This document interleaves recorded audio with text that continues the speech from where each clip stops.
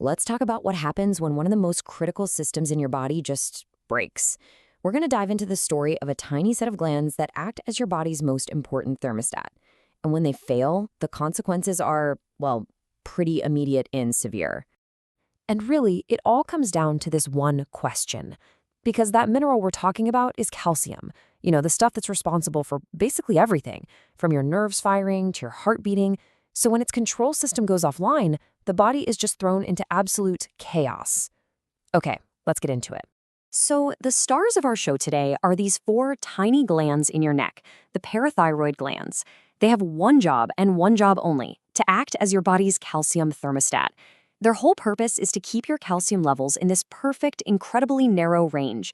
This thermostat idea is really the key to understanding everything, so let's see how it's supposed to work. Right. So before we jump into all the ways this can go wrong, we've got to understand the baseline. How is this amazingly precise system supposed to function when everything's running smoothly? The main tool this thermostat uses is something called parathyroid hormone, or PTH for short. Think of it like this. When the glands sense that your calcium levels are dipping, even just a little bit, they release PTH to, turn up the heat. And when calcium gets too high, they shut it right off. We're talking about a constant minute-by-minute adjustment. And this is where it gets really clever. PTH launches this three-pronged attack to get calcium levels back up. First, it tells your bones, hey, release some of that calcium you've got stored away.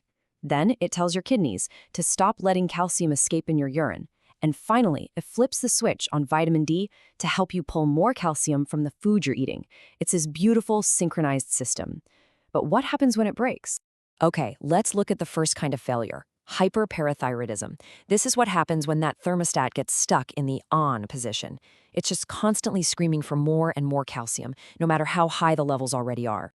So what's the result? Your body gets flooded with calcium it absolutely does not need. And where's all this extra calcium coming from? Well, it's literally being ripped out of your bones, weakening your entire skeleton just to satisfy a demand for calcium that isn't even real. For literally centuries, doctors have used this catchy little phrase to remember the symptoms of high calcium. And honestly, it perfectly captures the system-wide damage that happens when that thermostat is just stuck on full blast. Let's break it down because it shows you the cause and effect perfectly. You get stones because your kidneys are completely overwhelmed trying to filter out all that extra calcium. Your bones ache and can even fracture because they're being stripped for parts. The groans happen because high calcium actually slows down your digestive system. And those psychiatric overtones? That's because calcium levels have a direct impact on how your brain's neurons fire, leading to things like confusion and depression. Now, let's flip to the other side of the coin. What if the thermostat isn't stuck on, but is just completely broken, switched off?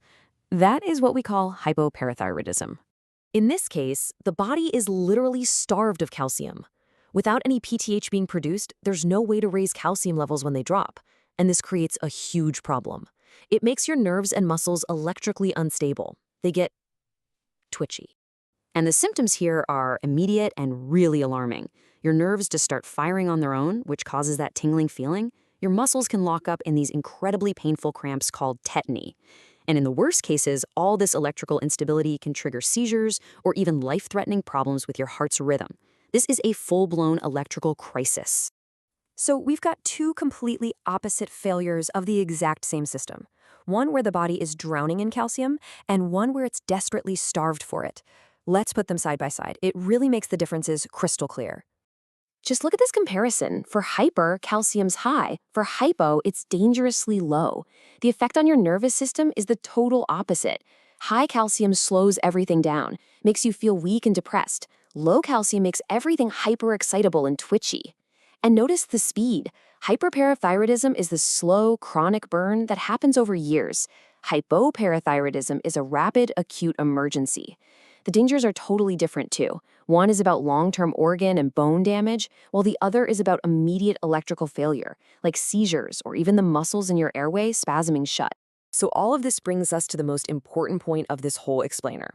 After seeing these two crazy extremes, what's the real lesson here? What's the final takeaway? After all this, you might think the problem is just about the amount of hormone, right? Either you have too much or you have too little. But the real issue is actually something much, much deeper than that. The real danger is the loss of the feedback loop. It's the loss of that incredible minute-to-minute precision control. Your body is designed to work in an unbelievably narrow window of calcium. When you lose the ability to regulate that, the whole system collapses. Doesn't matter if it gets pushed too high or falls too low. And that, right there, is the ultimate takeaway. This isn't just about a single hormone. It's about the fundamental, absolute necessity of balance in our bodies. For something as critical as calcium, something that controls our nerves, our muscles, our heart, perfect regulation isn't just a nice feature to have. It is an absolute, non-negotiable requirement for life itself.